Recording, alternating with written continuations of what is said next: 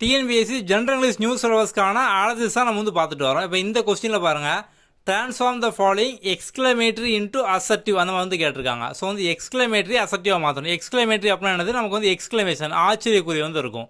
இதை நம்ம வந்து அசர்டிவாக வந்து மாற்றணும். ஓகே,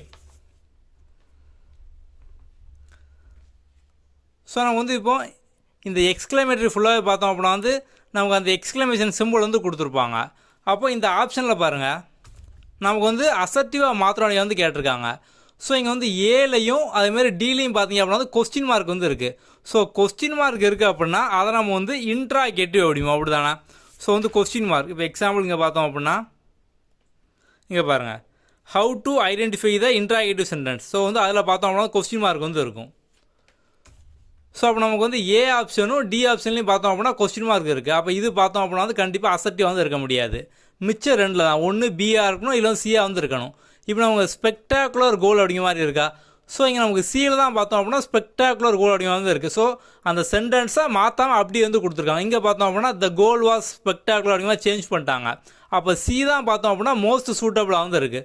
ஸோ ஆன்சர் பார்த்தோம் அப்படின்னா சி. அவ்வளோதான், சிம்பிள்.